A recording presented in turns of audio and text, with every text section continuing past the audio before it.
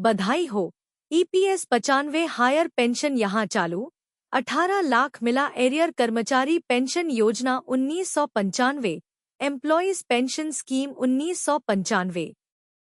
EPFO खाते में pension भुगतान कर रहा है। फेरो स्क्रैप निगम लिमिटेड एफएसएनएल काफी सुर्खियों में है। Steel authority of India limited SAIL में उच्च पेंशन का रास्ता अभी बंद है। सूचना Zee News Bhilai. EPS 95 higher pension कर्मचारी भविष्य निधि संगठन एम्प्लॉयज प्रोविडेंट फंड ऑर्गेनाइजेशन से बड़ी खबर आ रही है। जहां विवाद नहीं था वहां ईपीएस 95 हायर पेंशन का रास्ता साफ हो गया है। ईपीएफओ खाते में पेंशन भुगतान कर रहा है। कर्मचारी पेंशन योजना 1995, एम्प्लॉयज पेंशन स्कीम 1995 के तहत हायर पेंशन भुगतान का केस फेरो स्क्रैप निगम लिमिटेड, फेरो स्क्रैप कॉर्पोरेशन लिमिटेड से सामने आया है। पेंशन के साथ ही बकाया एरियर का भुगतान भी किया जा रहा है।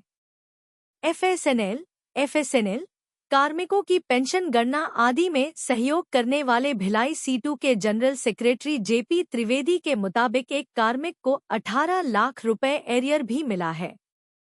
फेरो स्क्रैप निगम लिमिटेड एफएसएनएल निजीकरण से सुर्खियों में। इस वक्त फेरो स्क्रैप निगम लिमिटेड, फेरो स्क्रैप कॉर्पोरेशन लिमिटेड काफी सुर्खियों में है। मोदी सरकार इसका निजीकरण कर रही है। नया माइक कौन होगा, इसकी घोषणा भी किसी पल हो जाएगी।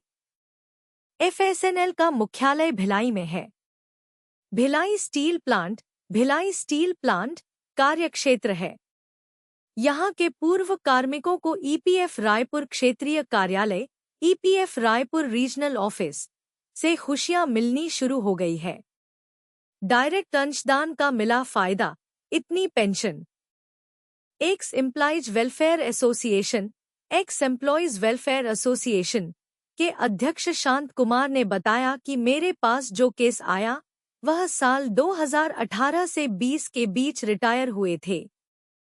करीब 10 से 20 हजार के आसपास पेंशन इनकी बन रही है। सभी के लिए अच्छी खबर है।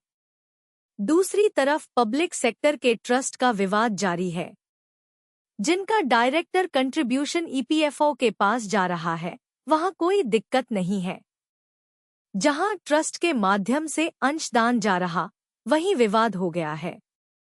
Steel authority of India limited SAIL को हायर पेंशन का इंतजार। इधर steel authority of India limited SAIL में उच्च पेंशन का रास्ता अभी बंद है। सीपीएफ ट्रस्ट विवाद की वजह से ईपीएफओ ने ज्वाइंट ऑप्शन फॉर्म और डिफरेंस अमाउंट जमा होने के बाद भी पैसा वापस कर दिया गया था। सेल पीएफ ट्रस्ट का विवाद हल होने के बाद ही यहां पेंशन का रास्ता साफ हो सकेगा। फिलहाल कर्मचारी और अधिकारी तनाव में हैं। ईपीएस 95 पेंशन भोगियों की न्यूनतम पेंशन 7500+ और हायर पेंशन में देरी, कारण और समाधान जानें। ईपीएस 95 पेंशन भोगियों की न्यूनतम पेंशन बढ़ाने की मांग लंबे समय से लंबित है। सुप्रीम कोर्ट के फैसले के बाद भी हायर पेंशन में देरी हो रही है। समस्या के समाधान के लिए जागरूकता अभियान, कानूनी सहायता, एकता, सरकारी संवाद, राजनीतिक समर्थन और आर्थिक सहायता की जरूरत है। हर व्यक्ति अपने बुढ़ापे के लिए एक सुरक्षित और आरामदायक जीवन की आशा करता है, जिसमें वित्तीय सुरक्षा मुख्य भूमिका निभाती है। इसी आशा के साथ ईपीएस 95, एम्प्लॉयज पेंशन स्कीम 1995 के अंतर्गत आने वाले पेंशन भोगियों ने अपनी जीवन भर की कमाई का एक हिस्सा इस योजना में निवेश किया।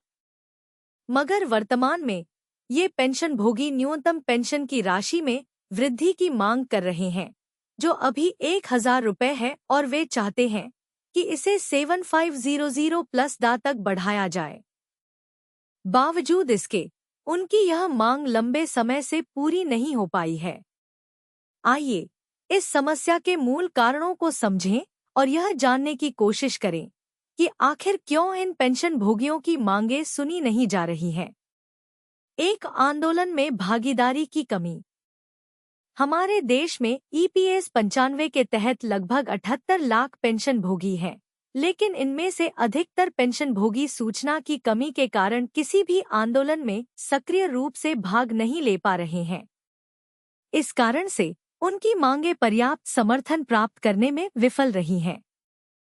2. यूनियनों में एकता की कमी। विभिन्न ईपीएस 95 यूनियनों के बीच आपसी मतभेद भी इन मुद्दों के समाधान में एक बड़ी बाधा है।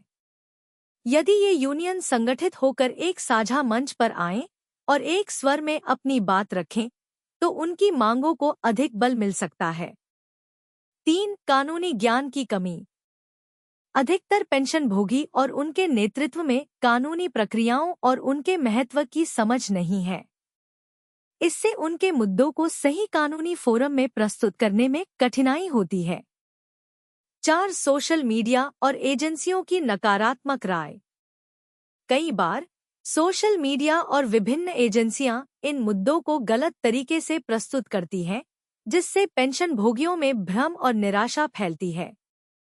5. प्रक्रियात्मक देरी। सरकार और ईपीएफओ की प्रक्रियात्मक देरी भी इस समस्या को और गहरा देती है।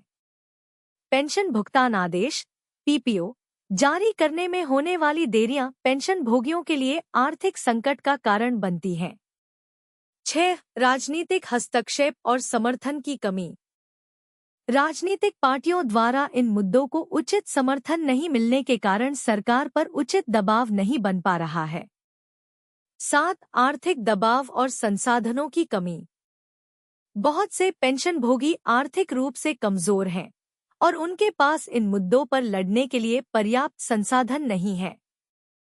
इन सभी कारणों को समझने के बाद यह स्पष्ट होता है कि ईपीएस 95 पेंशन भोगियों की मांगों को पूरा करने के लिए एक संगठित और सामूहिक प्रयास की आवश्यकता है। इसमें यूनियनों, सामाजिक संगठनों, राजनीतिक दलों और सरकारी एजेंसियों की सक्रिय भागीदारी महत्वपूर्ण होगी। समाधान के सुझाव। इन सभी कारणों से ईपीएस 95 न्यूनतम पेंशन मुद्दे का समाधान अब तक नहीं हो पाया है। इस समस्या को हल करने के लिए संगठित और सामूहिक प्रयास की आवश्यकता है, जिसमें सभी संबंधित पक्षों की सक्रिय भागीदारी हो। निम्नलिखित सुझाव इस दिशा में मददगार हो सकते हैं। जागरूकता अभियान। पेंशनरों को उनके अधिकारों और मुद्दों के बारे में सही जानकारी देने के लिए प्रभावी जागरूकता अभियान चलाएं। कानूनी सहायता। पेंशनरों और उनके संघों को कानूनी ज्ञान और सहायता प्रदान करें, ताकि वे अपने मुद्दों को सही तरीके से अदालत में प्रस्तुत कर सकें। एकता और संगठन। सभी संबंधित यूनियनों के बीच एकता और समन्वय बढ़ाएं ताकि आंदोलन और कानूनी प्रक्रिया प्रभावी हो सके। सरकारी संवाद। सरकार और ईपीएफओ के साथ नियमित संवाद स्थापित करें, ताकि प्रक्रियात्मक देरी को कम किया जा सके। राजनीतिक समर्थन। राजनीतिक दलों का समर्थन प्राप्त करें, ताकि पेंशन मुद्दों पर दबाव बढ़ सके और समाधान जल्दी मिल सके। आर्थिक सहायता। पेंशनरों के लिए आर्थिक सहायता कार्यक्रम शुरू करें, ताकि वे अपने मुद्दों पर लड़ने में सक्षम हो सकें।